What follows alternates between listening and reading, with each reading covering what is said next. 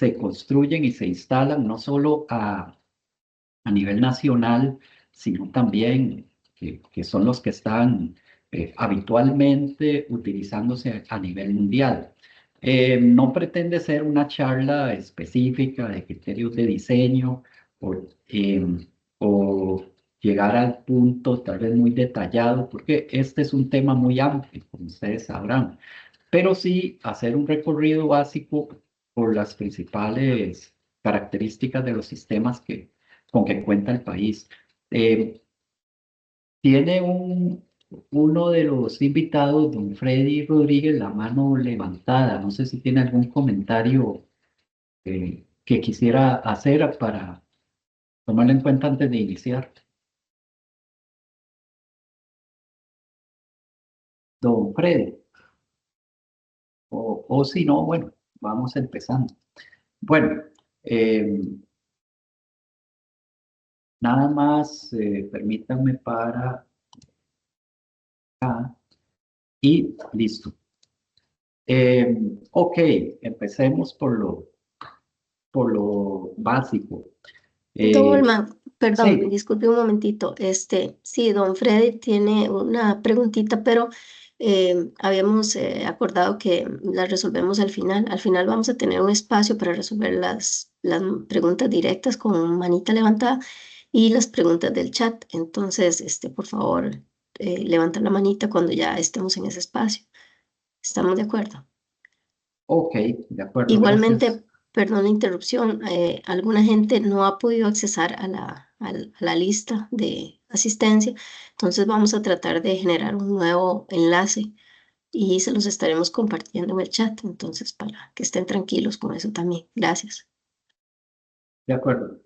Entonces, vamos a iniciar con lo que corresponde a definir qué son las aguas residuales y de dónde provienen.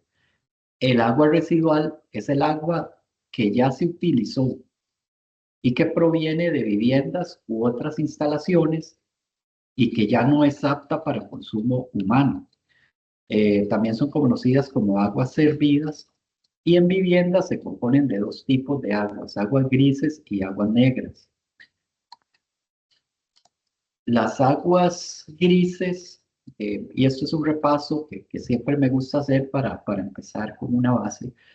Las aguas grises son las aguas que no provienen de descarga directa de materia fecal u orina, sino que se descargan principalmente de los lavatorios, de las duchas, de los fregaderos de cocinas y de las pilas. Y también son llamadas aguas jabonosas. Luego están ya propiamente lo que son las aguas negras, que las aguas negras son otra parte de las aguas residuales, pero estas sí son las provenientes de los accesorios sanitarios donde se descarga directamente materia fecal u orina.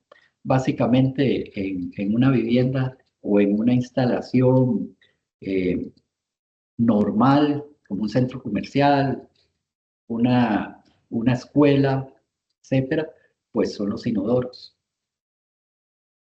Entonces, desde una vivienda habitualmente salen dos tipos de aguas residuales, como dijimos, el tipo que es aguas grises o jabonosas y el tipo que es aguas negras.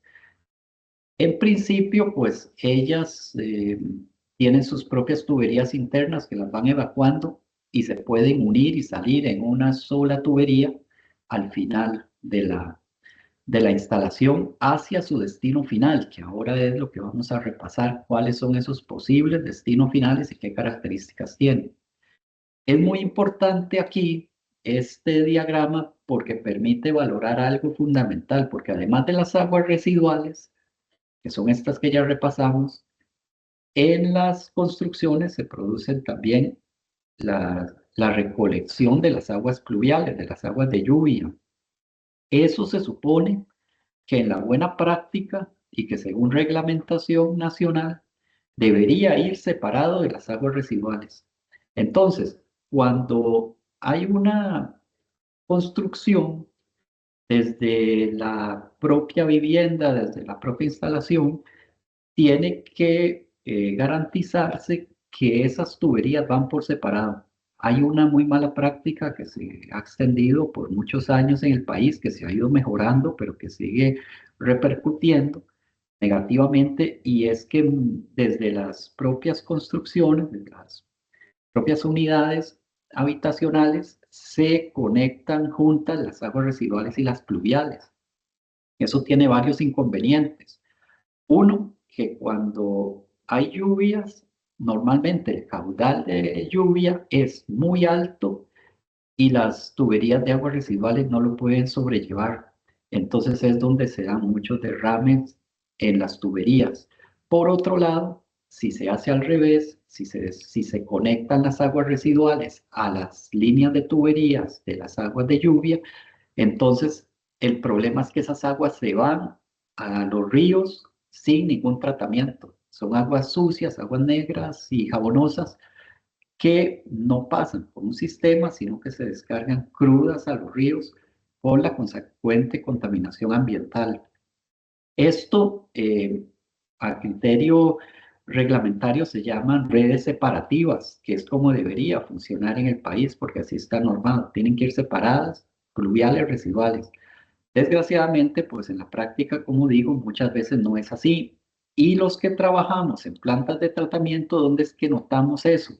Precisamente en el agua que nos ingresa en las épocas de lluvia, porque hay muchas aguas de lluvia conectadas a las redes de residuales, al alcantarillado de aguas negras y jabonosas, y esas aguas de lluvia crean picos de caudal que llegan hasta los sistemas de tratamiento, y eso dificulta también la operación. No solo produce en las redes, en las tuberías, rebalses, sino que también ya a la hora de operar una planta, pues picos de caudal que dificultan más la parte operativa y encarecen los costos operativos como tales y de mantenimiento. Es muy importante, ya que estamos hablando de los diferentes tipos de destino final o de tratamiento que se le da a las aguas residuales, considerar esto que es un diagrama pastel de cómo está distribuido en el país el tratamiento de las aguas residuales. Esto ya tiene unos años, fue el último informe país al respecto del que disponemos, pero las proporciones se están manteniendo. Un 70%, o sea, la gran mayoría, más de 2/3 partes todavía se están manejando con tanque séptico y drenaje. Hay un 15% que ya está conectado a un alcantarillado tal como este que estamos viendo, y de ahí va a una planta de tratamiento de aguas residuales donde entonces es tratado. Pero también hay un porcentaje alto que todavía va al alcantarillado, tal cual es este, pero desgraciadamente de ahí se va cruda a los ríos. Es parte de lo que el proyecto de mejoramiento ambiental de la AIA eh, vino desarrollando con algunas obras para lograr que se conecten más alcantarillados a plantas de tratamiento y puedan ser debidamente tratados. Y muy, muy poco porcentaje, sobre todo en zonas rurales donde ya todavía persisten letrinas o la defecación al aire libre. Entonces, como el tanque séptico pues sigue siendo el sistema más usado, voy a hacer un repaso por lo que es un tanque séptico. Es un sistema de tratamiento que separa los sólidos en las aguas residuales mediante un proceso combinado de sedimentación y digestión anaerobia, o sea, ausencia de oxígeno.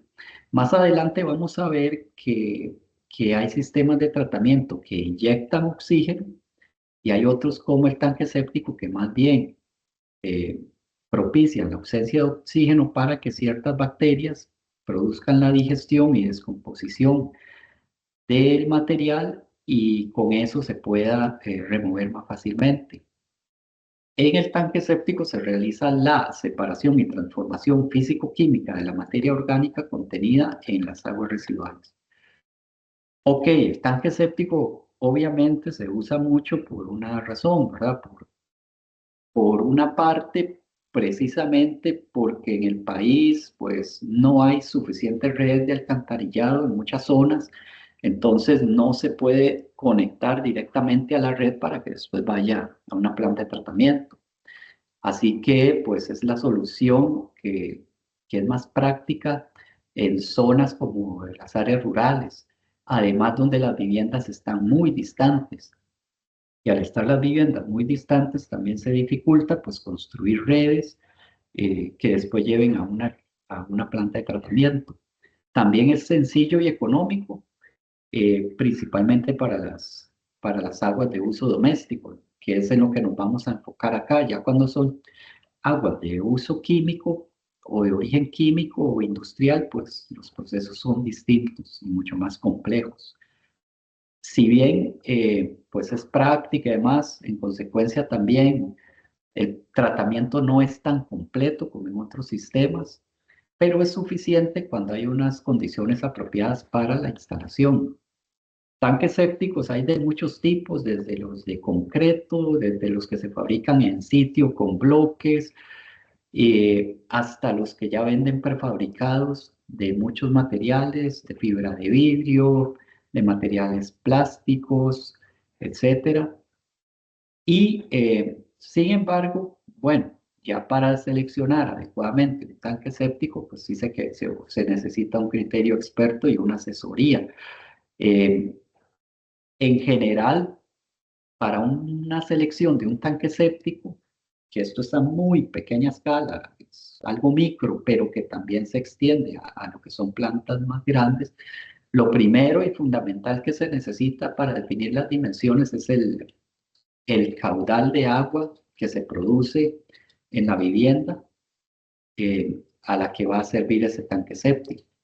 Se parte de que las aguas son de origen doméstico, como ya dije, no químico ni industrial. Y con base en el caudal de entrada ya se puede calcular el volumen del tanque séptico. Como digo, ya esos son cálculos más específicos y demás que ya alguien que conozca la materia pues puede dar la asesoría y el diseño adecuados. Y luego se definen ciertas características constructivas que son básicas, pero muy importantes. Evitar la cercanía entre la tubería de entrada y salida para evitar el cortocircuito. Normalmente en un tanque de tratamiento de cualquier tipo, lo que se trata es que las dos tuberías de entrada y salida estén debidamente separadas para propiciar que el agua recorra todo el tanque y que al recorrer todo el tanque se pueda aumentar el tiempo de retención y el tiempo que el agua está siendo tratada. Después, debido a que va enterrado, asegurarse que el tanque séptico sea resistente a la carga del suelo que lo rodea. A veces hay cosas que parecen básicas, pero cuando uno ha visto en campo situaciones se da cuenta que no es así. Hay ciertos tanques que venden prefabricados para los usos que sea, para almacenamiento de líquido, que no necesariamente soportan la carga del suelo, o sea, no necesariamente están diseñados para estar enterrados. Entonces, son aspectos también a considerar, que sea impermeable, que no le conecten aguas de lluvia, como ya dijimos, eso es muy importante. También darle una adecuada pendiente a las tuberías de llegada y salida para evitar estancamientos y ubicarlo en una zona con acceso adecuado para mantenimiento y posible conexión a red de alcantarillado sanitario. Ok, ¿a qué me refiero con eso? La mayoría de tanques sépticos en la zona urbana pues se instalan en lotes relativamente pequeños, se han instalado tradicionalmente en la parte de atrás de las viviendas y entonces a la hora de darles mantenimiento, que muchas veces es a través de un camión especial que llega a vaciarlo, entonces se dificulta precisamente por no tener acceso desde la calle tan fácil. Y además, algo que está en boga para nuevas construcciones y que estamos recomendando en el AIA y también otras autoridades, es que se haga lo posible para nuevas construcciones de construir los tanques al frente. Si se va a necesitar un tanque séptico porque no hay otra opción, porque no hay alcantarillado en la zona todavía, hacer lo posible para ponerlo al frente y no como tradicionalmente se hacía atrás. Porque al ponerlo al frente, si el día de mañana ya hay alcantarillado, es más fácil clausurar el tanque séptico y habilitar la conexión al alcantarillado sanitario. En términos generales, muy generales, aquí algunas referencias de los precios de tanques sépticos. Esto está tomado del Manual de Valores Base Unitarios por Tipología Constructiva del Ministerio de Hacienda, el más reciente, y como ustedes ven, pues para determinada cantidad de personas, y según les dije, uno lo primero que hace es calcular el caudal de diseño, y ahí vienen diferentes precios de tanques que van tal vez los pequeños, cuando son de concreto, alrededor de los 500.000 colones hacia arriba, hasta que llegan a ser requeridos para el doble de personas. Para aquí al inicio son 5 personas, hasta 10 personas. Y los tanques que son prefabricados normalmente son un poco más baratos, son más fáciles de instalar, etcétera. Lo que hay que tomar en cuenta pues es lo que les decía, que tengan las características idóneas para ser utilizados eh, como tanques enterrados, y eso es lo que procede. Ahora, hablamos siempre de tanques sépticos, pero prácticamente un 100% del agua que descargan esos tanques sépticos va al suelo. Entonces no es solo el tanque séptico, es que el tanque séptico necesita un drenaje. Y eso es lo que hace que el agua que se recogió de la casa pasó por el tanque séptico y luego sale de este, se pueda infiltrar en el suelo. Todo esto, vamos a lo mismo, no es solo escoger el tanque séptico, también hay ciertas condiciones necesarias en el suelo para que se puedan instalar drenajes. Entonces, un drenaje básicamente aquí en Costa Rica lo entendemos como un sistema que infiltra agua en el suelo. Pueden ser pozos de absorción o normalmente zanjas de drenaje, que es esto que vemos acá.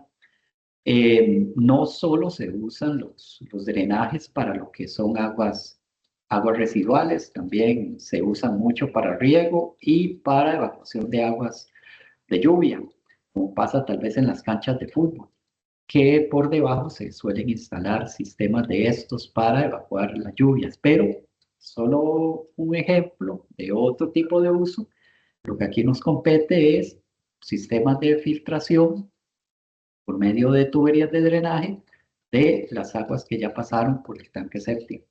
Igualmente, hay diferentes manuales que establecen los detalles constructivos para tanques sépticos y drenajes. Más adelante, pues ahí viene una lista de reglamentos y demás que son referencia para el diseño no solo de estos, sino de otros sistemas de tratamiento. Pero lo importante es tomar en cuenta que el tanque séptico no va a trabajar bien el sistema si no tiene un drenaje adecuado. Uno puede haber escogido excelentemente el tanque séptico con las dimensiones y características mejores que haya, pero si por alguna razón el drenaje falla, como que el suelo no, no infiltra adecuadamente, o como que se puso un sistema de drenaje muy pequeño, entonces de nada va a servir un buen tanque séptico. Así que por ese lado es fundamental tener presente esa parte de que son un sistema complementario. Esto lo paso rápido, eh, lo resumo. Básicamente existe un reglamento precisamente, como vimos que el agua que sale del tanque séptico ya tratada se dispone al subsuelo prácticamente en el 100% de los casos. Entonces existe un reglamento al respecto para la disposición al subsuelo de aguas residuales ordinarias. Ordinarias son como las aguas domésticas, las aguas que salen de las viviendas, de centros comerciales, de escuelas, colegios.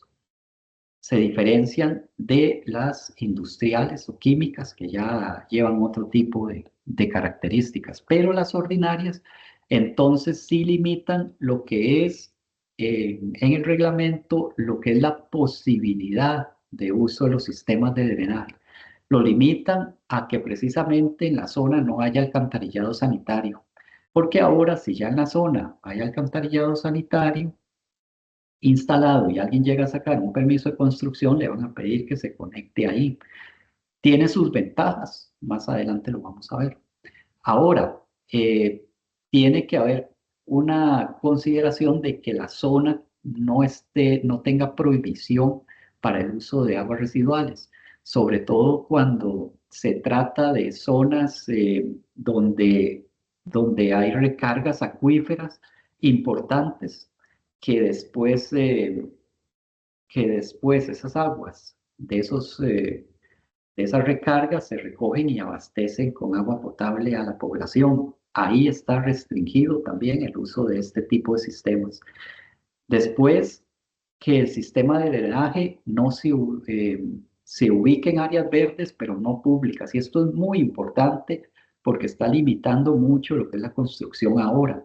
Hace muchos años, antes de que salieran estos reglamentos, se podía poner un drenaje debajo de un parqueo o la gente construía el drenaje. Primero era área verde, pero con los años hacía un planché encima y después pues podía tener incluso problemas operativos porque si el drenaje no le funcionaba, no tenía acceso a él, ya todo eso está prohibido. Ahora lo único que están permitiendo es que si se va a poner un drenaje, sea en área verde.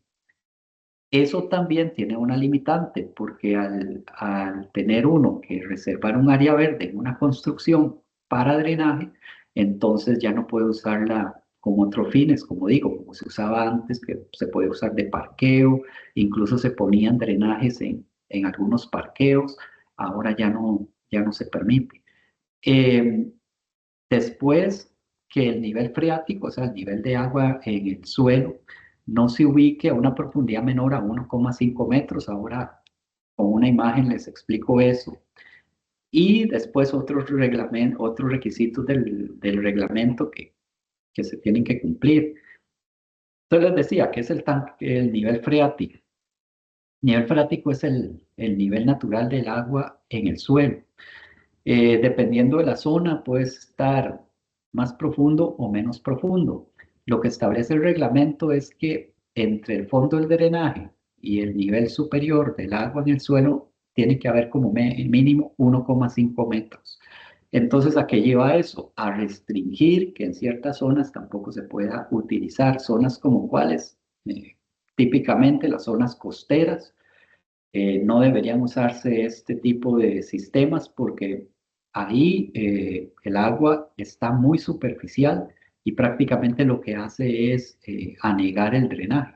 Entonces no tiene funcionalidad. De lo que se trata es también de que el agua recorra una distancia mínima a través del suelo antes de llegar al nivel freático y que no llegue directo y pueda contaminar todavía más. Entonces, bueno, como ven, el uso del tanque séptico está muy diseminado en el país, pero también no es el sistema más accesible desde el punto de vista de los requisitos. Cada vez va perdiendo más vigencia por este tipo de limitantes que tiene constructivas y también porque los lotes, sobre todo en las áreas urbanizadas, suelen ser pequeños, las áreas urbanas. Entonces, tener que reservar áreas de los terrenos para tanques sépticos, cuando tal vez los suelos tampoco son tan buenos infiltrando, conlleva a que no sea siempre la mejor opción. Eh, Aquí repasando entonces algunos otros requisitos sobre la instalación de drenajes. Actualmente, lo que ya les dije, no se permite que la superficie esté cubierta, se pide al menos 1 metro de retiro a la colindancia, ya no se permiten pozos de absorción y lo que ya vimos del nivel freático. Cuando yo digo que pozos de absorción, hasta hace unos años se podía instalar en vez del drenaje un pozo que es esta imagen que está acá al centro, que era un pozo profundo con diversas capas de piedra que lo que hacía era que concentraba en un área más pequeña ya no en toda el área de drenaje como esta, con tuberías, sino en un área más pequeña, concentraba lo que era la recolección primero y después la infiltración del agua al suelo. Ya no se permite. Entonces, en otros momentos era permitido y ya uno podía comprimir, digámoslo así, el área requerida.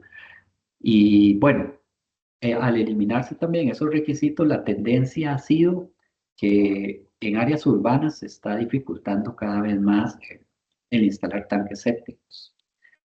Ahora, pasamos ya los tanques sépticos y nos vamos a sistemas de más especialización, que son ya las plantas de tratamiento de aguas residuales como tales, que son instalaciones compuestas por un conjunto de tanques equipados en los cuales se da tratamiento a las aguas residuales para que cumplan con requisitos de vertido que permiten minimizar su impacto al ambiente. Como ven en esta imagen, ya son plantas mucho más amplias, mucho más sofisticadas y donde se trata eso es lo más importante, se trata una mucho mayor cantidad de agua de la que se trata en sistemas individuales.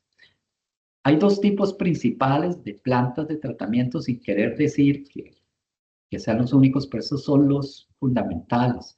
La clasificación principal es que son los aeróbicos, que tratan el agua con la presencia de oxígeno, o sea, con la inyección de oxígeno, y las anaerobias, que son como los tanques sépticos, que más bien son plantas donde se promueve que no haya presencia de oxígeno. Tanque séptico, ustedes ven que simplemente el agua llega, está tapado arriba y ahí se deja.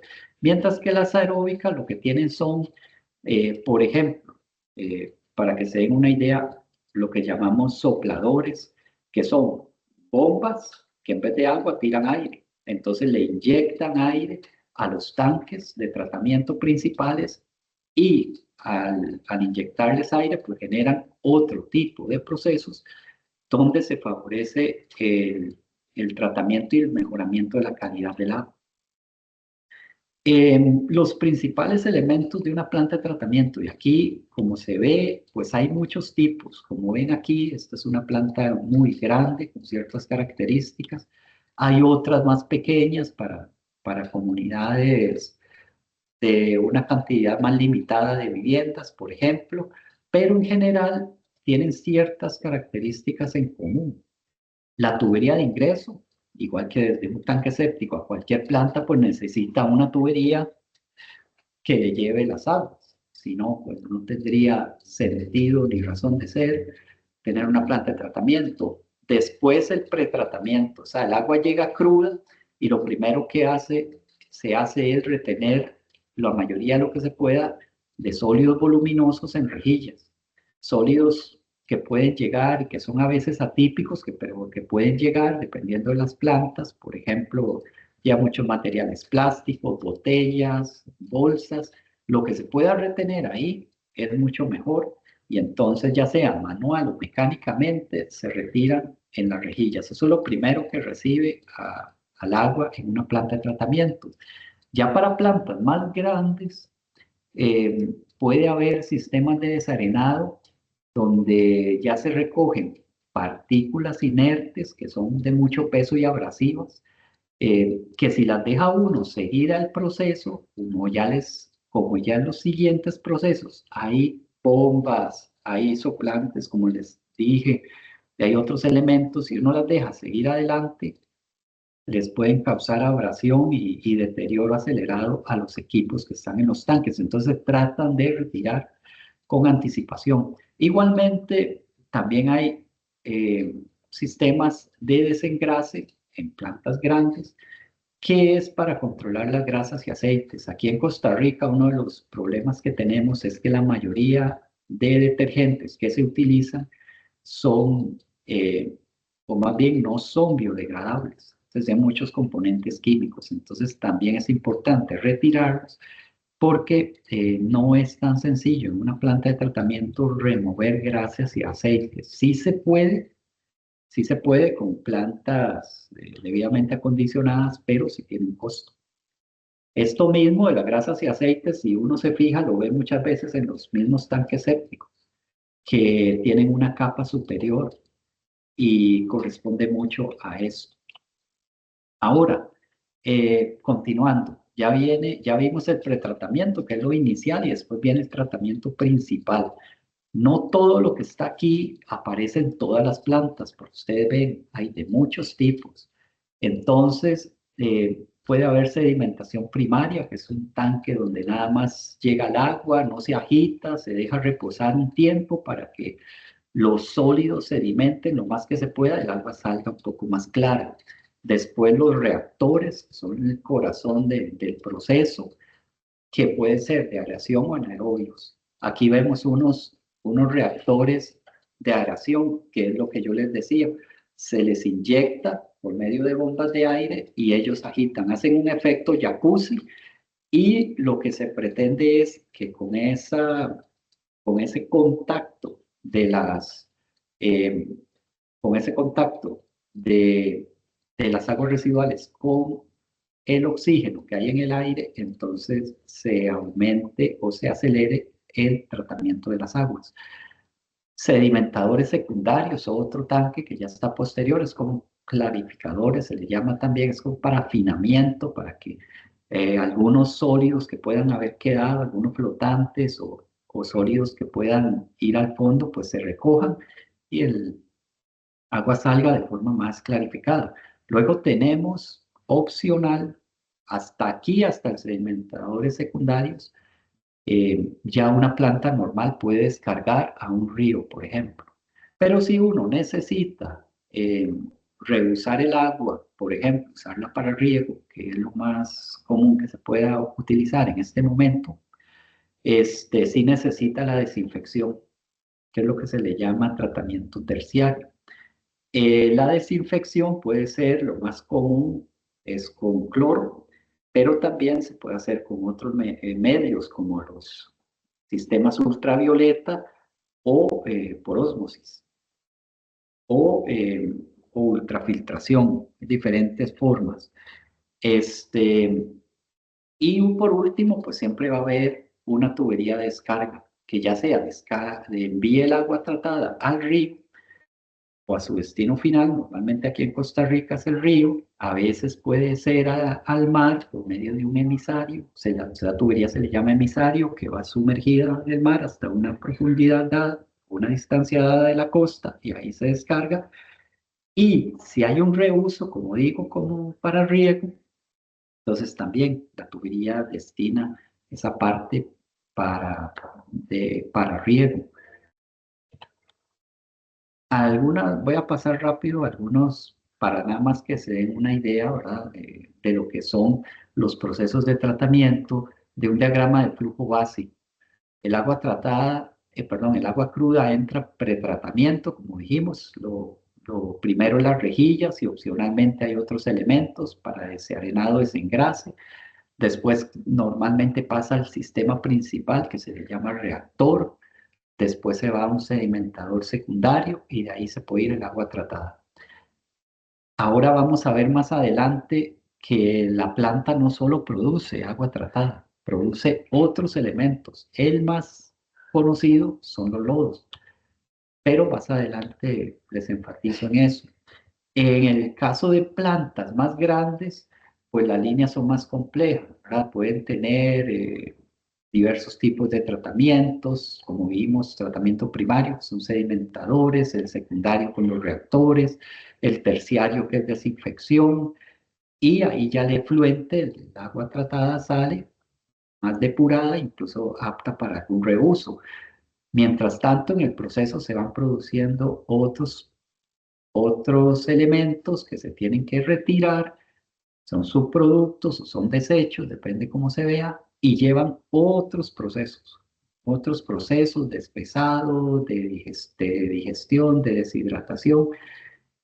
Incluso si la situación se presta para eso, también se puede, a través de lo que son, que aquí le puse FAMUS, pues así le llaman en España, esto lo tomé de un documento español, pero si de esos lodos es posible generar biogás, también se puede usar biogás para recuperación energética. Eso lo hacemos, por ejemplo, en esta planta. Aquí, esto no me voy a detener en eso, solo lo quiero demostrar de qué tan complejo puede llegar a ser eh, un sistema de tratamiento de grandes dimensiones. Por ejemplo, este es el caso de la planta Los Tajos, que está aquí en La Uruca. Esta planta de tratamiento, pues sí, tiene, ya pasamos de un simple tanque séptico que nada más pasa el agua y la descarga y cada cierto tiempo hay que traer un camión cisterna para que lo vacíe, a un proceso mucho más robusto, mucho más complejo, que no solo trata las aguas, sino que procesa los residuos y subproductos que genere y llega al punto, por ejemplo, de aprovechar biogás para producir energía eléctrica o energía calórica. Y entonces, aquí venimos al tema de los productos, subproductos y residuos. Esa es como la definición y descripción básica que separa esos elementos. Por un lado está un producto que es la cosa producida natural o artificialmente o resultado de un trabajo u operación. En este caso es el agua tratada, pero se generan subproductos en cualquier proceso industrial que se obtiene además del principal y que suele ser de menor valor que este, o es un producto secundario y como se dice, a veces inesperado. Eh, y los residuos, que es la otra cuestión, es el material inservible y desechable que resulta de la descomposición o destrucción de una cosa.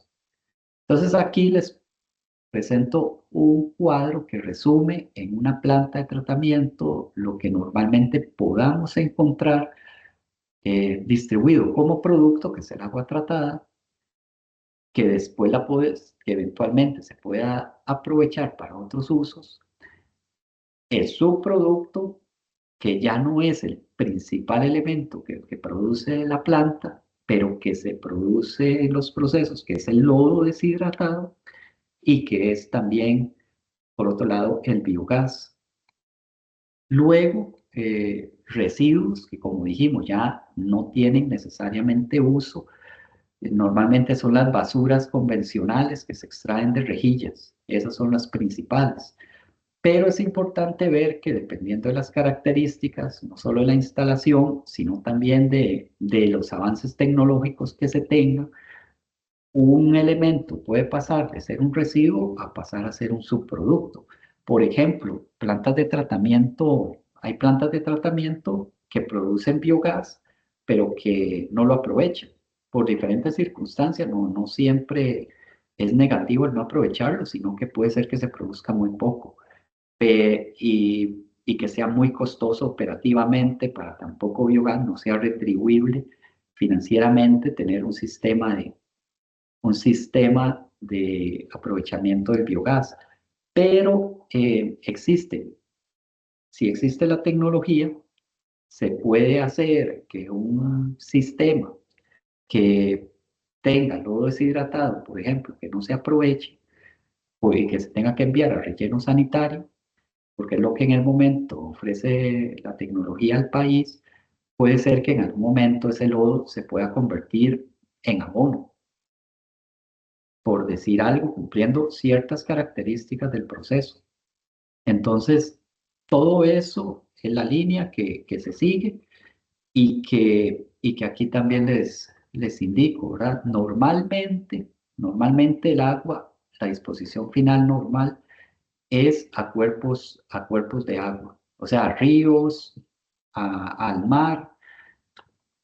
Luego, el lodo deshidratado a relleno sanitario. Si es muy poco, también las plantas pequeñas se puede, y ya está debidamente deshidratado, se puede enterrar ahí, por ejemplo. Después, el biogás. El biogás, la disposición final normal, cuando es muy pequeño, pues la cantidad que se produce va a la atmósfera, y la basura de pretratamiento, que son todos esos materiales que recogemos en rejillas, van a relleno sanitario. Todo tiene un posible reuso, como digo, dependiendo de las facilidades o de los avances tecnológicos y las facilidades con que cuenta el país, y cumpliendo siempre el marco reglamentario. Por ejemplo, el agua tratada se puede usar para riego, se puede usar para servicio, debidamente acondicionada, para lavado u otros, para enfriamiento de motores. Aquí no anoté un uso que es muy poco frecuente, pero que sí se puede llegar a dar, pero por temas de costo y también sociales no es frecuente, que es llegar a convertir el agua tratada de una planta de aguas residuales a agua potable. Pero de momento, pues, no es algo que esté tan en boga. Ahora, el lodo deshidratado, antes de ir al relleno sanitario, se le puede aplicar mejoras para que sea abono, mejorador de suelo, y también se puede llevar eventualmente a sistemas que, que lo usen como material, como combustible para producir electricidad o calor. Digamos que viéndolo en un caso práctico, uno puede ver lo que pasa en las cementeras. En las cementeras tienen incineradoras, y ahí incorporan ciertos materiales que les ayudan a producir electricidad o calor. Yo no digo ni abogo porque se use un sistema u otro, porque uno dice, las incineradoras en otros países también han sido objeto de cuestionamiento. Lo que lo pongo de ejemplo es para resaltar, pues, qué opciones hay, y se siguen estudiando. Después el biogás, ¿verdad? Que se puede ir a la atmósfera o también se puede utilizar para generación eléctrica. Y la basura, el pretratamiento, lo mismo. Se puede, con sistemas, determinados sistemas, se podría usar esa basura para producir energía eléctrica. Y esto nos lleva a este concepto que está en boga, pero también está muy en ciernes y no está todavía tan aterrizado, que es el concepto de economía circular, que es precisamente aprovechar todos estos elementos de una planta de tratamiento y llevarlos a que puedan ser aprovechados, y no solo aprovechados, sino que reintegre, ¿sí?, parte del costo que conlleva depurarlos. Aquí podemos ver una muestra del agua en una planta de tratamiento, cómo va pasando en cada etapa hasta que sale. Es un agua de muy buena calidad. No siempre se logran estos niveles, pero sí es agua de buena calidad, y por eso, pues, el alto costo que tiene producir esto, se descarga un río, y ya con eso tenemos un beneficio también desde el punto de vista ambiental, pero también podría ser que se logre un aprovechamiento económico vendiendo esa agua a un tercero, o utilizándola en lugar de agua para riego, por ejemplo. Igual pasa con el lodo. El lodo, debidamente depurado, pues puede llevar a ciertas condiciones donde, cumpliendo con los reglamentos y demás, y controlando ciertos patógenos, eliminándolos, pues se puede usar como abono, como mejorador de suelo. Entonces eso es lo que busca la economía circular, que todo se pueda ver como materia prima en la medida de lo posible, todos los desechos, los subproductos, etcétera. Esto va muy de la mano con los avances tecnológicos, y pues es un concepto que hasta ahora se está empezando a estudiar más a fondo en temas de plantas de tratamiento. Por ejemplo, en Estados Unidos están en una universidad haciendo una prueba porque quieren hacer una planta de tratamiento que sea autosuficiente. A nivel de investigación, pues puede ser factible. A nivel ya operativo, práctico, es muy complicado, pero bueno, eso es parte de lo que uno resalta, de la importancia de investigar, porque eso nos lleva a mejoras. Así empezaron las investigaciones, y por ejemplo aquí en la planta de tratamiento, Los Tajos, nosotros producimos energía eléctrica con biogás. lo cual ya nos genera un ahorro en la factura. Y también usamos el biogás para calefacción. Entonces, es un aprovechamiento. Que sea suficiente, no lo es, pero sí ya genera beneficio. Como les dije, esto les va a quedar, entendí que esto les van a enviar un PDF, se va a subir para conocimiento y que tengan a mano datos. Aquí vienen algunos reglamentos de los principales relacionados con plantas de tratamiento. El más importante es el reglamento de vertido y reuso de aguas residuales. Ese es el que marca las pautas de lo que tiene que ser el diseño de las plantas. No le dice a uno cómo diseñar, más bien le dice los requerimientos que tiene que cumplir. Después está también el reglamento del canon de vertido. Es un cobro que se hace a los operadores de plantas de tratamiento, a los propietarios, que se tiene que pagar trimestralmente de acuerdo a la calidad y cantidad del agua que se descarga a los cuerpos de agua. Después está el reglamento para el manejo y disposición final de lodos y biosólidos. También es muy importante porque entonces define, de acuerdo a las características del lodo que obtenemos en una planta de tratamiento, cuáles son los destinos finales que están permitidos por las autoridades.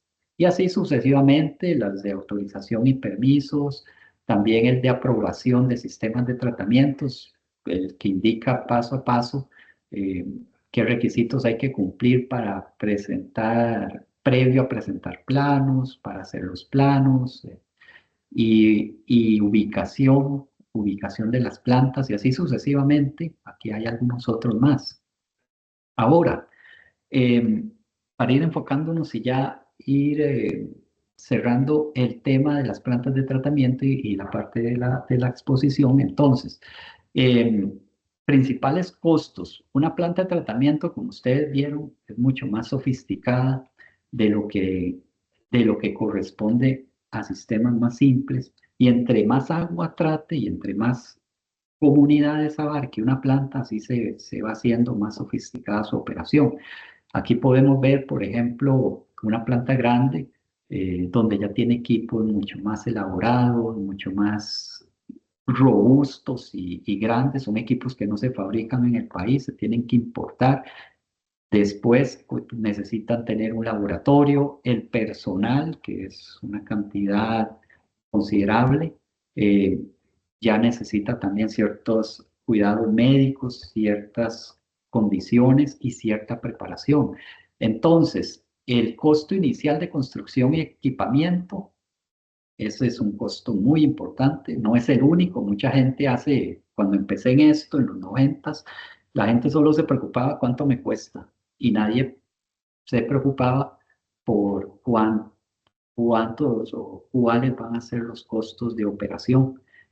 Y escogían los sistemas, las plantas de tratamiento en función de la que fuera más barata, pero no necesariamente al final ni daba la calidad que se tenía que dar y tampoco era ahorrativa en costos operativos. También el costo del personal, ¿verdad? Es lo que hablamos. El mantenimiento civil, electromecánico, electrónico y telemático. Telemático porque ahora estas plantas de tratamiento necesitan lo que son sistemas de control automatizado. Todo está conectado a computadoras y programado automáticamente y desde ahí mucho se opera y se controla y se registra. El canon ambiental de vertido, que también es un costo a considerar. Si alguien instala una planta de tratamiento y descarga un cuerpo de agua, tiene trimestralmente que pagar el canon. Después, todos los costos operativos, ¿verdad? Electricidad, agua, insumos de operación. Aquí hablamos de herramientas, equipos de protección, artículos de limpieza, internet, transporte. Aquí también, entre otros productos, están los químicos que puedan utilizarse en la planta de tratamiento, el control, que eso es fundamental, y ahora lo vamos a repasar, de que tiene que ver con el control de laboratorio, y muy importante, lo pongo en rojo, que es el control de olores y plagas. Y aquí meten un poco. Normalmente, por experiencia, socialmente en el país a la gente lo que le interesa es que el sistema no huela o no le genere ninguna molestia, más allá de la calidad que pueda dar del tratamiento de las aguas. Simplemente entonces se vuelve imperativo para los que diseñan y operan plantas de tratamiento tener un buen control de olores y control de plagas, porque con eso se evitan la enorme mayoría, si no todas, pero diría que prácticamente todas las molestias que puedan generarse a la comunidad alrededor. Por eso lo pongo en rojo, porque es muy importante. Este, si uno escucha las quejas de la gente, la gran mayoría de las veces es por temas de olores. Y a veces infundados. A veces quedó como el estigma de las plantas de tratamiento antiguas que no tenían buen equipamiento porque no existía la tecnología, le generaban olores, no se les daba un buen mantenimiento ni una buena operación, generaban más olor y la gente relacionaba planta de tratamiento con malos olores y no necesariamente es así. La tecnología ha avanzado, el profesionalismo en la operación y mantenimiento y eso permite que esto se controle de forma muy profesional. Ahora, venimos a otros temas muy importantes, ¿verdad? Lo que son las plantas centralizadas, que ya vimos, entre más grande una planta, pues es cierto, tiene mayores costos, pero también permite centralizar en un solo sitio el agua residual que se produce en grandes ciudades. Por ejemplo, la planta Los Tajos es capaz de recibir, está diseñada para recibir el agua de más de 1 millón de habitantes de la Gama. Entonces, ventajas. A más grande una instalación y más área abarque, pues más bajos los costos operativos unitarios.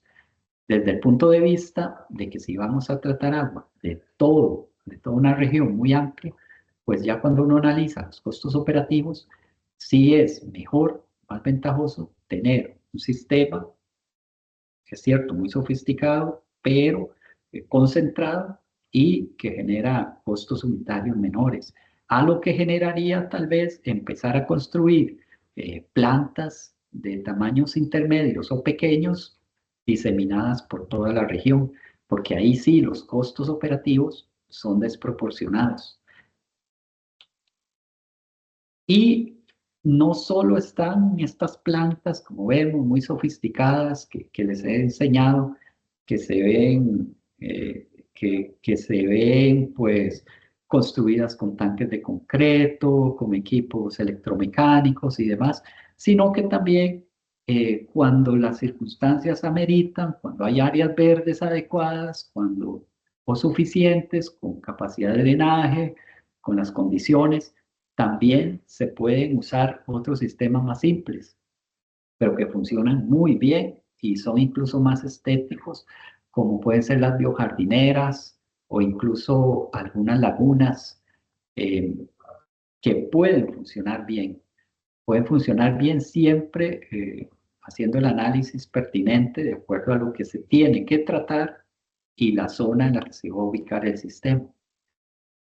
Ya algunos temas para ir cerrando. Un asunto muy importante y que influye mucho también en la posibilidad de construcción de sistemas de tratamiento son los retiros a los linderos que se piden. Entonces, por ejemplo, sin entrar en mucho detalle, vamos a ir resumiendo, cuando una unidad es cerrada, o sea que está tapada, que tiene techos, entonces le permiten un retiro de 10 metros. Si la unidad es abierta, eh, al aire libre, entonces ya aumenta a 20 metros de la vecindad. E incluso lagunas que ya van quedando en desuso, que son como las que les pasé en esta fotografía, se veían mucho en los años 80 en zonas como las zonas costeras. Ahora ya se están pidiendo retiros de 50 metros a la colindancia, lo cual ya prácticamente las hace prohibitivas. ¿Y por qué se piden estos retiros?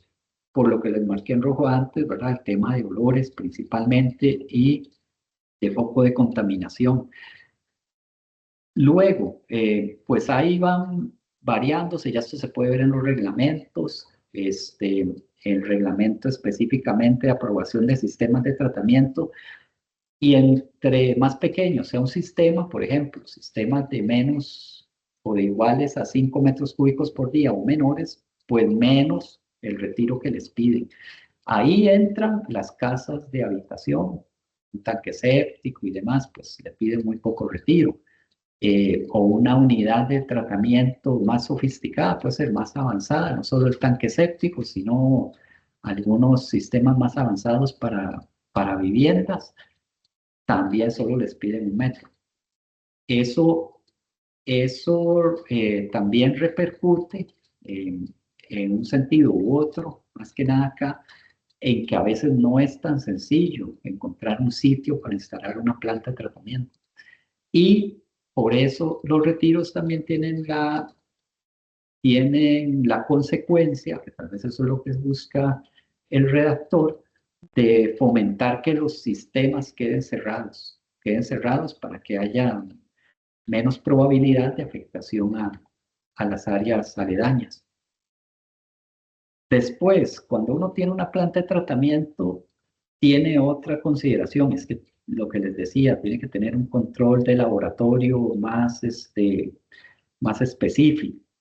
Cuando la planta es de menos o de 100 metros cúbicos por día o menos, que para que se den una idea general, eso puede ser cerca de una urbanización, por ejemplo, de 100 casas.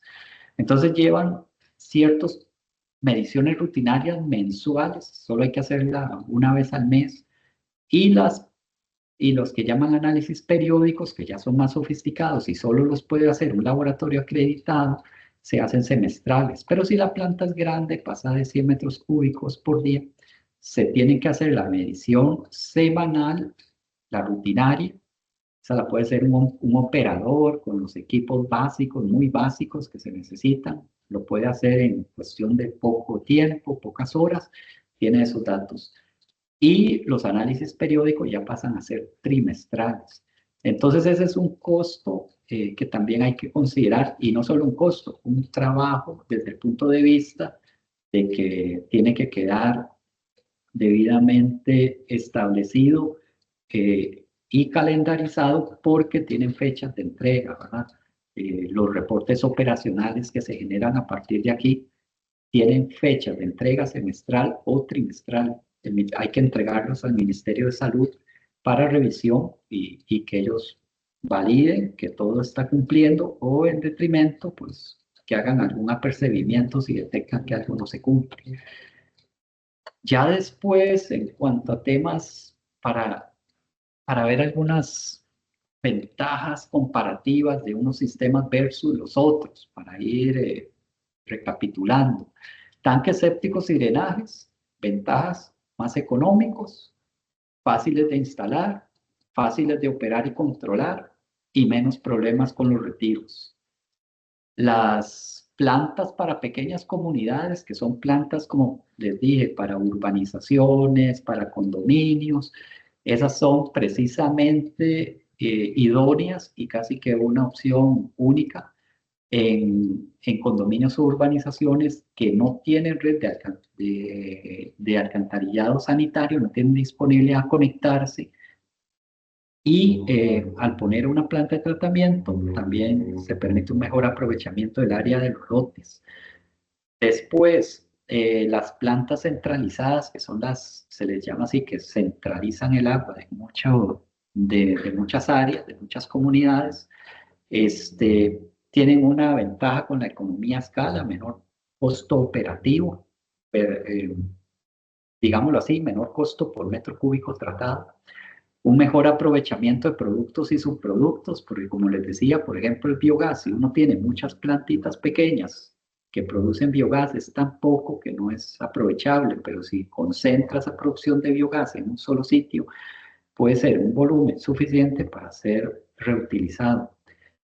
Concentración en una sola área del sistema, menos conflictos vecinales. Eso es muy importante, porque si uno tiene varias plantas en una zona, pues cada una tendrá sus personas cercanas y podrá generar alguna inconformidad, principalmente por olores, pero al estar concentrados en un solo sitio, pues se reducen esos conflictos y que en muchos casos ya cuando la planta está operando y trabajando bien, pues son solventables.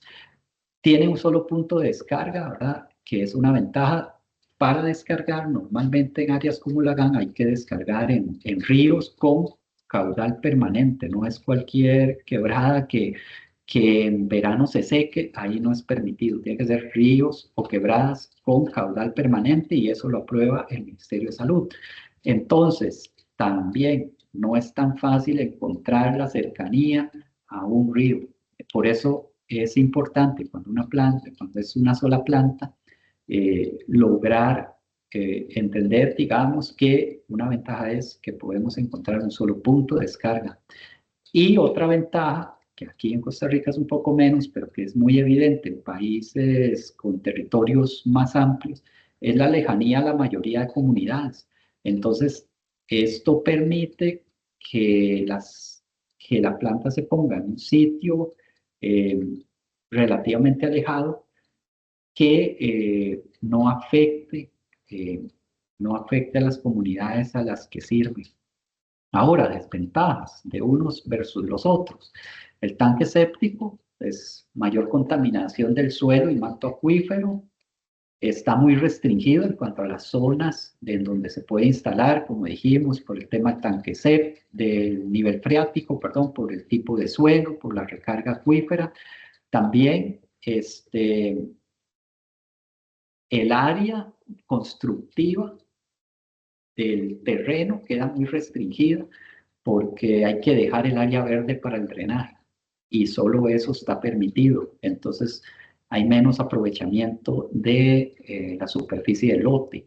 Después, las plantas para pequeñas comunidades, condominios, urbanizaciones puntuales, esto, ¿verdad? Que hablaba, requiere cercanía de cuerpos de agua para descarga. ¿Qué es lo que pasa? Que muchas veces la urbanización o el condominio, por ejemplo, no tiene cerca el río. Entonces se construye la planta y hay que hacer una tubería extensa para llevar el agua hasta un cauce con caudal permanente aprobado por el Ministerio de Salud.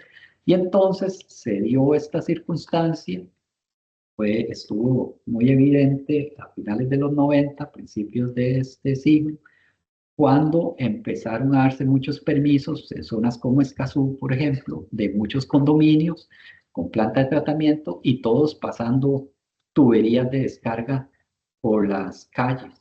Entonces, también es un aspecto que afectaba y todavía sigue afectando eh, por la existencia de diversas tuberías de descarga de plantas de tratamiento que no están interconectadas entre sí.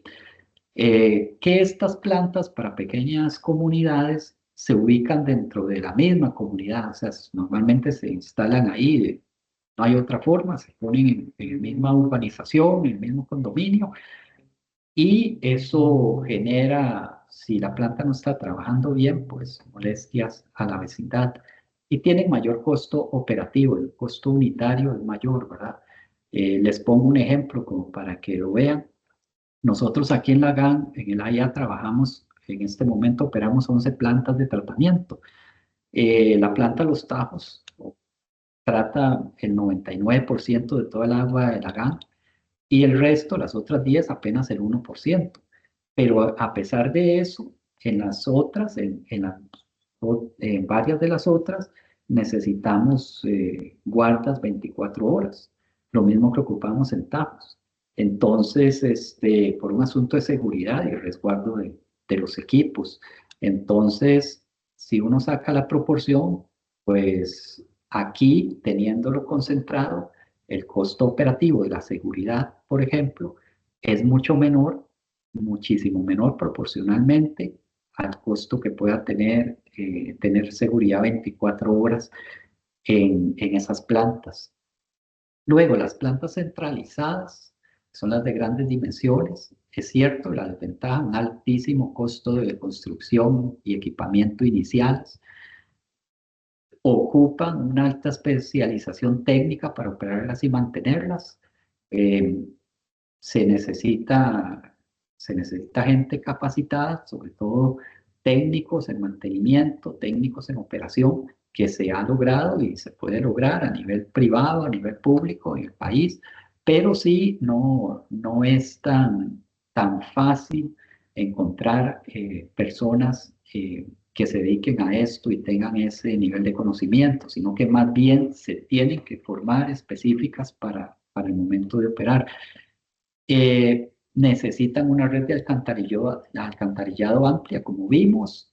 La red se extiende por muchísimas áreas de San José, por ejemplo, lo que es la GAN, y pues es una red muy amplia que también conlleva un mantenimiento, un seguimiento y hasta reconstrucción en caso de daños o en caso de que ocupen mejoras.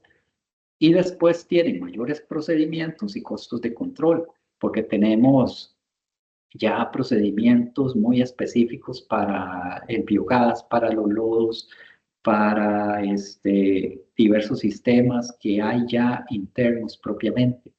A la hora de las horas, la planta centralizada, pues sí nos da mejores costos operativos, porque, porque por economía a escala lo reduce. Eh, y no significa, y aquí quiero hacerlo ver, no significa que ningún sistema sea malo per se, cada uno en su lugar adecuado, pues puede ser una solución.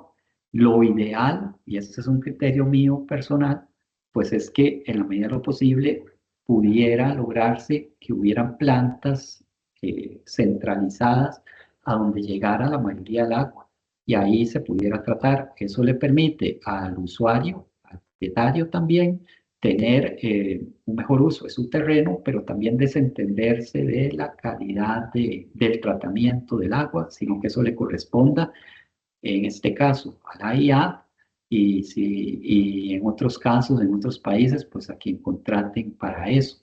Pero actualmente aquí en Costa Rica, lo que son las plantas centralizadas, las operamos en el AIA. Y para terminar, esto lo suelo poner en las presentaciones de la importancia del tratamiento de las aguas y del cuidado del medio ambiente. Esta es una imagen del 2018 de donde estaba el Triángulo de la Solidaridad entre Tibás y Goicoechea. Y vean cómo estaba ese río, esa quebrada, completamente contaminada. Y con el solo hecho de que se quitó el Triángulo de la Solidaridad, se limpió el cauce, el mismo río por sí solo mostró otra característica completa. Y aquí se ve el agua clara. Entonces, esa es la importancia del tratamiento de las aguas, del cuidado del medio ambiente, descargar, o sea, permitir que los ríos estén más limpios. Hemos tenido una pésima cultura a nivel de país y creo que la seguimos teniendo en bastantes ámbitos, y mala educación en el cuidado ambiental, pero también me parece que vamos mejorando, que las nuevas generaciones están interiorizando más que las buenas acciones al final, sean el tratamiento de aguas, en este caso, impactan positivamente en el ambiente y es parte de lo que nosotros desde esta área de la IA siempre tratamos de aportar, no solo con nuestro trabajo diario, sino también con este mensaje de que los resultados de la planta de tratamiento pues repercuten positivamente en el ambiente. Y ya con eso, pues terminaría la presentación y les agradezco el tiempo. Eh, en el caso de que tengan preguntas o comentarios, quedo atento. Muchísimas gracias, don Olman. Excelente charla, mucha información, pero aún así muy sintetizada y fácil de entender. tenemos muchas consultas y comentarios en el chat, entonces le doy el pase a mi compañero Douglas para que nos remita a esas consultas y también tenemos algunas manitas levantadas, entonces vamos a irlas alternando, unas consultas del chat y unas manitas, pero de eso se encarga Douglas. Sí, de hecho, bueno, alguien que no tenemos el nombre registrado en el Teams, indica don Olman, ¿quién supervisa las redes separativas? Eso fue cuando usted inició la Sí, presentación, las primeras. el que está obligado a eso, por normativa, es el Ministerio de Salud, que se cumpla eso. Se supone, no se ha hecho, ¿verdad? Digamos, a nivel cabal, pero que si se detecta una red separativa, una red conectada indebidamente, se puede hacer un apercibimiento, una orden sanitaria para que se corrija. Excelente. Otra persona, don Olman, indica, según Ministerio de Salud Pública, me imagino, es que son las siglas del Ujú. Ministerio de Seguridad Pública. Entonces, según Ministerio de Salud, no se permiten tanques circulares y ya no se permiten pozos de infiltración. Dice que el reglamento lo menciona de esa forma. Sí, sí, lo de los pozos lo mencioné, que ya no se Exacto. permitía. Exacto. Sí, lo de los tanques circulares también. Está buena la observación. Indican también cuál es el sistema de tratamiento de aguas residuales recomendado para las comunidades costeras como Limón, Guanacaste, Punta Arenas. Ok, el AIA está trabajando en esas zonas y ha construido plantas de tratamiento que descargan con un emisario o está construyendo, en algunos casos ya están construidos, que descargan con un emisario en el mar. Eso es lo ideal, eso es lo ideal por el nivel de freático en la zona. Pero también sé, por experiencia, pues que durante años se siguió la práctica poner tanques sépticos y que también pues algunos desarrollos tienen sus propias plantas de tratamiento y en zonas donde hace mucho calor, zonas costeras precisamente, aprovechan el agua para riego. Muchas gracias, don Olman. Vamos a alternarlo con las personas que tienen las manos levantadas. Ya Caleb Campos tiene pues el micrófono habilitado. Escuchamos su consulta, don Caleb. Buenos días, ingeniero. ¿Qué Me tal, gustaría, Caleb? muy bien usted, Bien, bien. excelente. Me gustaría consultar sobre la gestión de lo que pueden ser aguas residuales con aceite o combustibles provenientes de un parqueo. ¿Esto puede ir a un alcantarillado sanitario o usted recomienda un sistema de decantación o de drenaje? Ok, eso va a depender de cómo se recolecte, ¿verdad? Em, Vamos a ver, y eso es un tema un poco amplio, ¿verdad? Porque si usted me dice de un parqueo es un poco difícil si el parqueo está abierto y esos aceites se mezclan con las aguas de lluvia. Entonces, lo ideal, que no se suele hacer, pues es que el agua pase por un sistema de separación de grasas y aceites. Eso es lo ideal. Eso sí lo he visto y sí lo implementamos en alguna ocasión en parqueos que están bajo techo de algunas empresas que tienen muchos vehículos y que les pidieron eso. Entonces se le pone un separador de grasas y aceites, el agua se lleva hacia ahí y, eh, y después por lo menos se propicia una mayor separación. Lo que está pasando y lo que pasa no solo aquí, sino en muchos lugares, pues es que todo el aceite que se derrama de los vehículos en cualquier sitio, no solo en un parqueo, también en las calles, termina siendo arrastrada a los cauces, porque, porque no hay una separación de esa agua previo cuando viene sobre todo la época de lluvia. Muchas gracias. Justo. Judith Vázquez tiene la manita levantada, ya tiene el micrófono habilitado para que haga su consulta. Buenos días a todos y a todas. Buenos días. Mi pregunta es más que todo como general de cómo se abarcó la capacitación. Vi que ya adjuntaron la lista de asistencia, pero también me queda la inquietud sobre la presentación, si ustedes permiten compartirla o no. Esto porque nosotros llevamos un itinerario de las capacitaciones que vamos retroalimentándonos para obtener la bandera azul. Entonces, nos gusta llevar un registro de la materia que vimos, la charla, el conocimiento y adjuntarlo a una matriz. Entonces, no sé si habrá alguna posibilidad de compartir la presentación o no. Sí, tal vez le contesto yo a doña Judith. Efectivamente, don Olman nos va a compartir la charla, entonces apenas la tengamos luego de esta charla, tal vez el lunes o en horas de la tarde podría ser, la estaríamos compartiendo con ustedes tanto la grabación que se está llevando a cabo en este momento como los materiales que se deriven de esta charla. Entonces, Bueno, y me eso sí imagino está que resuelto. adjuntan la lista de asistencia también. Sí, correcto. También Ok. se adjunta y se envía a todos los contactos institucionales. Aprovechando el paréntesis, bueno, hay muchísimas preguntas y mucha participación y el tiempo es corto. Entonces, recordarles que si alguien se quedara por fuera y no pudiera ser resuelta su consulta, también nos pueden escribir al correo de PGI o escribirle directamente a don Olma. Entonces, bueno, vamos Bueno, a seguir con las preguntas y a muchísimas ver a quiénes gracias ahí por la podemos. aclaración. Sí, bueno, gracias.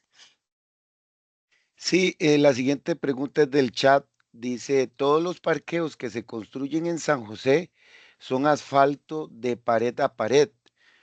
¿No deberían dejar espacios verdes para mantener el ciclo hidrológico? ¿A qué autoridad recurrir para denunciar esas formas de impermeabilizar el suelo?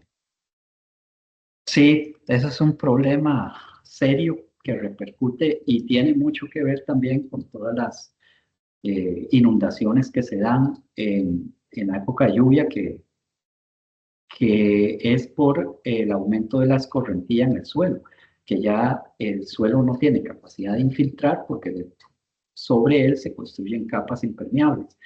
Eso están regulados por varios entes.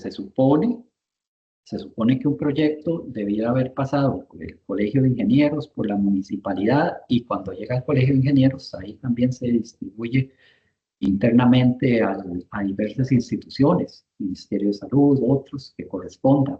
Si alguien, ya la construcción está hecha, a quien yo diría que acuda es a la municipalidad para corroborar si tienen los permisos, se puede pedir una solicitud de inspección y si no, pues al Ministerio de Salud o al Colegio de Ingenieros, porque, como digo,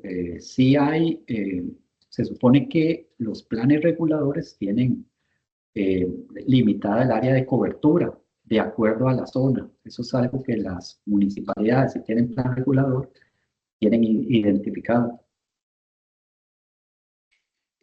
Una siguiente consulta en el chat, ¿dónde podría uno coordinar para hacer una visita a algún tipo de tratamiento? Ok, nosotros aquí en nuestro departamento en el AIA programamos visitas, ya sea a la planta nuestra, los Tajos aquí, o a otras plantas que tenemos en otras zonas como Santana, por ejemplo, Ciudad Colón. Entonces, le voy a poner aquí a la dirección, les voy a escribir en el chat la dirección donde pueden hacer, hacer la solicitud y de ahí se les contacta para valorarlo. Nosotros ya tenemos programadas varias visitas, entonces, sin embargo, dependiendo de la disponibilidad de agenda, los podemos incorporar para más adelante. Continuando con las personas que tienen la manita levantada, don Arnaldo Montero tiene ya el micrófono habilitado para que haga su consulta. Adelante, don Arnaldo. Don Arnaldo, Escucha, ¿me escuchan? ahí le Ah, escuchamos. ajá, Ok, ahora, buenos días, ¿cómo se encuentran todos y todas? buenos días. Sí, mi consulta en realidad son dos. Bueno, nosotros hace poquito terminamos la construcción en la casa y nosotros inicialmente teníamos el tanque séptico y las aguas jabonosas juntas, pero el ingeniero a último momento las dividió, ¿verdad? Mm, Y tiene una trampa de grasa. Lo que nunca se me dijo él, y la verdad se me olvidó preguntarle, es cada cuánto esa trampa de grasa hay que estarla limpiando para que lo que es las aguas jabonosas o el drenaje de aguas jabonosas funcione por muchos años, ¿verdad? Y lo otro también es que inicialmente nosotros le colocamos un geotextil a lo que es el drenaje, pero no sé qué tan bueno es colocarle el geotextil porque ella, como se escucha cosas buenas, se escucha malas, entonces no sé qué tan bueno es un geotextil para el drenaje. Esas son mis ok, preguntas. ok, bueno, gracias. Vamos a ver, en cuanto a la limpieza de las trampas de grasas, eh, nosotros creo que uno lo va valorando, pero con una vez por semana puede ser suficiente. Solo sacar la parte superior, que se supone que es donde quedan flotando tanto grasas como restos de comida, normalmente con un colador se puede recoger. Eso uno lo va valorando, como digo, porque puede ser que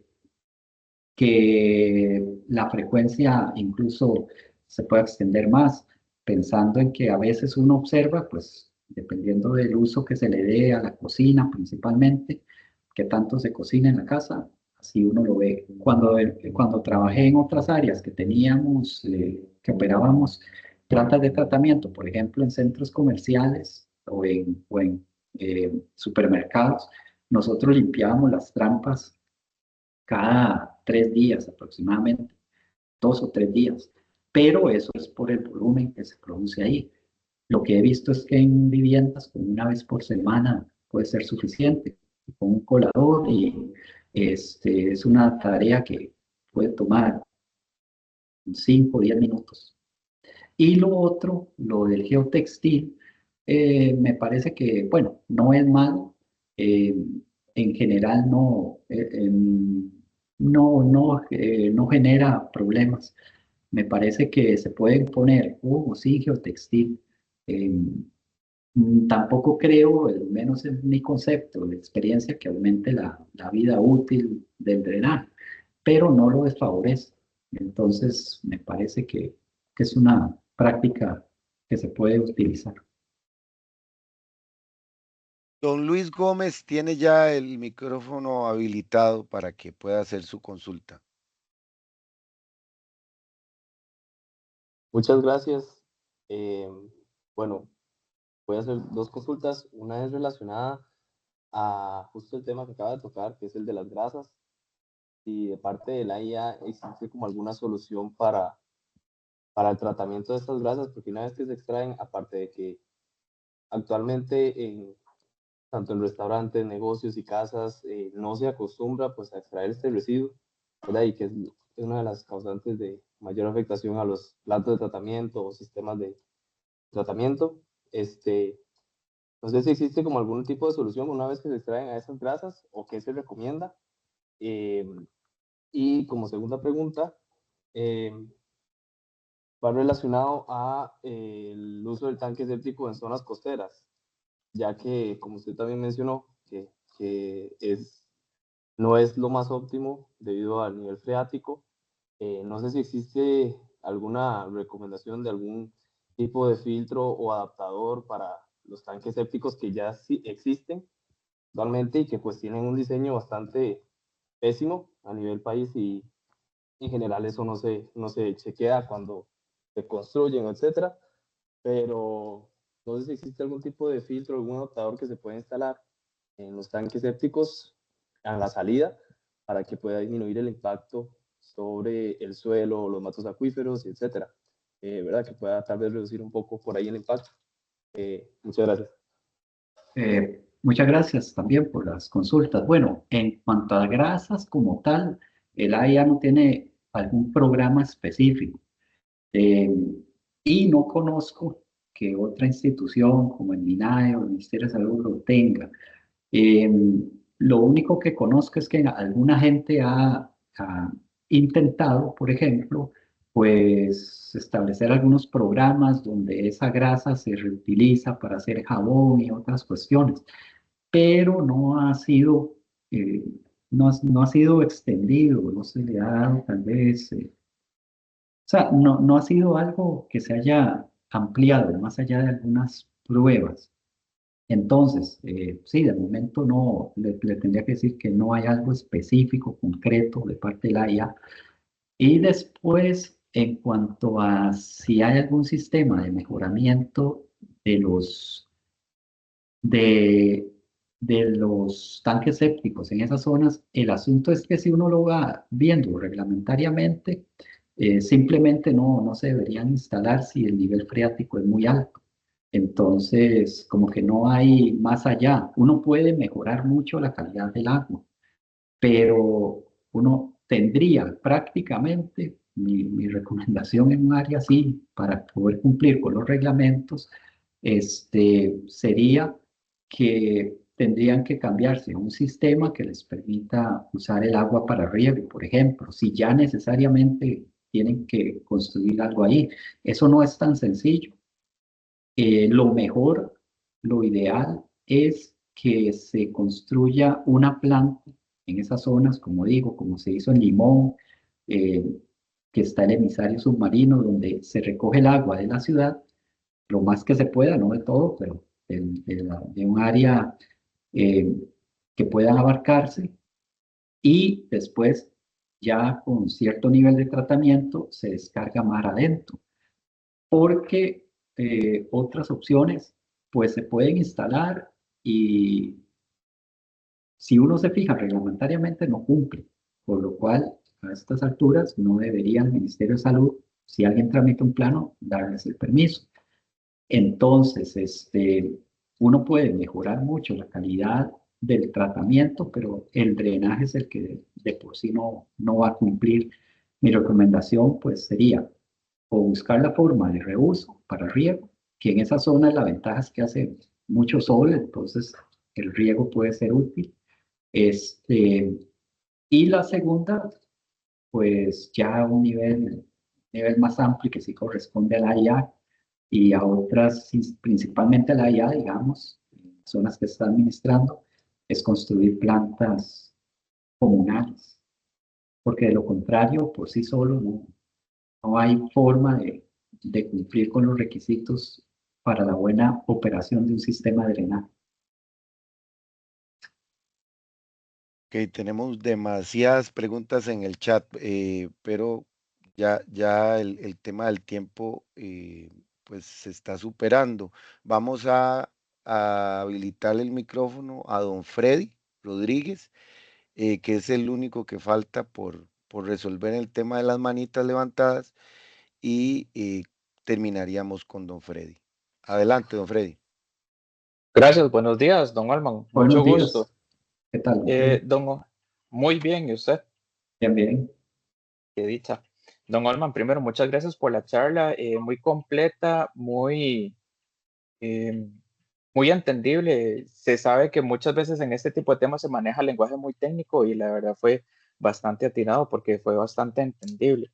Ahí le agradecemos mucho esa parte. Don Olman, mi pregunta va, yo sé que la IA no tiene injerencia desde este punto de vista, pero mi pregunta va relacionada con ese 70% que hay de casas que utilizan tanque séptico.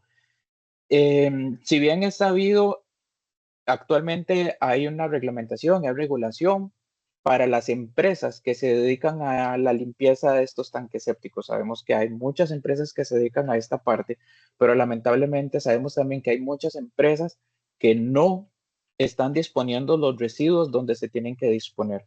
Entonces, no sé si habría una posibilidad que a través de la IA se pueda articular junto con las demás autoridades competentes para hacer algo con esta problemática, porque sí se han visto y se han dado muchas denuncias de camiones que se dedican a la limpieza de tanques sépticos que descargan las aguas de forma irregular. Inclusive en la recién inaugurada Circunvalación Norte ya hay videos de camiones donde están botando las aguas ahí a vista y paciencia de todo el mundo en plena luz del día. Lamentablemente no hay una respuesta por parte de las autoridades desde este punto de vista. Sí, muy buena observación, Freddy. Sí, eso es fundamental. Es un problema que ha existido por años y no se le ha dado la importancia desde el punto de vista institucional. Y no me refiero a la IA, porque no necesariamente eso le compete a la IA, eh, sino que al final es más amplio el tema. Vamos a ver. Que he visto que podría ayudar, bueno, me parece excelente la idea, ¿verdad? De la articulación, eso es importante, pero también buscar soluciones prácticas. Por ejemplo, es difícil en el país controlar, pero lo que he visto en otros países es que cuando un camión llega a recoger lodos a algún lugar, por ejemplo, a una vivienda, le ponen un sello, un funcionario le pone un sello y con ese sello y se registra y con ese sello sin abrir tiene que llegar el camión a destino final. Si ese camión no llegó a donde corresponde, con el sello sin abrir, entonces sujeto de sanción. Es cierto, esa es una forma, pero otros podrían seguir trabajando al margen y lo hacen sin previo aviso para que se le registre. Yo pienso que eso se tiene que complementar con sanciones fuertes hacia los que hacen eso, porque con esos dos asuntos, por un lado, tal vez por poner esos sellos, y por otro lado, con sancionar a los que se encuentran haciéndolo, ya se empieza a cubrir un poco. Y en última instancia, y que es fundamental, y el país no se ha preocupado por eso, ese es otro de los problemas, es que se tengan suficientes plantas de tratamiento para recibir esos lodos, que son lodos complicadísimos de tratar, ¿verdad? No son tan simples. Se pueden hacer plantas, hay una planta privada que recibe esos lodos, pero creo que hay una deuda del país en disponer de suficientes sistemas que puedan recibir esos lodos. Eso es lo que yo veo y le puedo decir, bueno, que tampoco, desgraciadamente, de lo que yo interactúo con otras instituciones y demás, eso que usted expone es un tema fundamental, pero que tal vez no lo tienen en el radar de urgencia y debería tener. Claro, don Holman. De hecho, esta partecita que usted indica de los sellos está debidamente reglamentado en el decreto, en el 39316-S, que es la que ve la parte de lo que es el transporte de las aguas residuales y el reglamento que regula todo lo que es esta parte de los camiones cisterna. Lamentablemente, a pesar de que se tiene este reglamento y que está bien claro, no hay un cumplimiento por parte de muchas empresas que se dedican a esto, y también tenemos el problema de que no hay una parte sancionatoria por parte de las autoridades para hacer valer ese reglamento, a pesar de que ya esté bien claro. Exacto. No sé, don Holman, si de repente podríamos reunirnos por aparte porque ya sé que la charla se tiene que terminar, tal vez nos podríamos reunir para ver cómo podríamos articular entre ciudadanía, empresas privadas, institución pública, para ver cómo podemos llegar a un consenso y hacer una mesa conjunta de trabajo para que se pueda empezar a aplicar esta reglamentación, porque es muy lamentable ver cómo estas aguas se están descargando a vista y paciencia de todo el mundo en cualquier lugar, generando una contaminación bastante importante. Y lo peor aún, si nos ponemos a ver desde ese punto de vista, que nosotros, personas pagamos por un servicio de limpieza de tanque séptico en la cual se supone que ya va una tarifa por el tratamiento y no se está cumpliendo. Entonces, es una afectación que va en ambas vías y pienso que si se hace una mesa conjunta de trabajo entre AIA, porque muchas de estas aguas las descargan en los flangers, que son propiedad de la AIA, entre la AIA, Ministerio de Salud, MINAE, Policía, Tránsito, tal vez, yo sé que tal vez suena algo muy utópico, pero por algún lado tenemos que empezar. No, me parece muy bien. Se puede hacer algo para empezar a ver qué sucede con estas empresas. Sé que hay una asociación de empresas de limpieza de tanques sépticos en el país, se llama Asotrar, yo tengo el contacto de ellos, que se están haciendo las cosas bien y ahí solamente se están aceptando empresas que cumplan con todos los reglamentos. Entonces, no sé, don Alman, si de repente me pudieras brindar tu correo electrónico y nos podemos poner de acuerdo por ahí para ver cómo podríamos articular esa parte. Sí, claro, ahí en el chat puse el correo, pero lo voy a volver a copiar para que les quede. Es petarlostajos@aia.go.cr. Muchísimas gracias. De todas formas, don Olman, creo que también su correo viene en la presentación, ¿verdad? Entonces, tal Sí, vez yo de lo voy ahí. a incluir. Si no Ok. estaba, yo lo incluyo. Perfecto. Bueno, lamentablemente el tiempo no nos dio como, como hubiésemos querido. Es un tema muy amplio, es un tema en el que surgen muchas preocupaciones, dudas, necesidades. Entonces, bueno, ya tenemos que cerrar por ahora, pero bueno, podemos seguir conversando y precisamente la idea es esa, ¿verdad? Generar esa motivación para conocer lo básico, lo que hacemos y a partir de ahí pensar y buscar formas de mejorar, ¿verdad? Yo, por ejemplo, tenía también una pregunta que me hubiera gustado escuchar el criterio de Olman en el tema de esos residuos que se generan, por ejemplo, en los medicamentos que consumimos. Bueno, pero es un tema también grande que se abordará en otro momento quizá. Entonces, de verdad, agradecerle muchísimo a Olman el haber compartido con nosotros toda su experiencia, todo su conocimiento y a todos los participantes también por su interés, por su atención. Y bueno, desearles que pasen un fin de semana muy bueno y que reflexionen mucho, sobre todo mañana que celebramos el Día Internacional del Agua, ¿verdad? En cuáles acciones podemos hacer cada uno de nosotros para mejorar ese recurso que es fundamental para nuestra vida.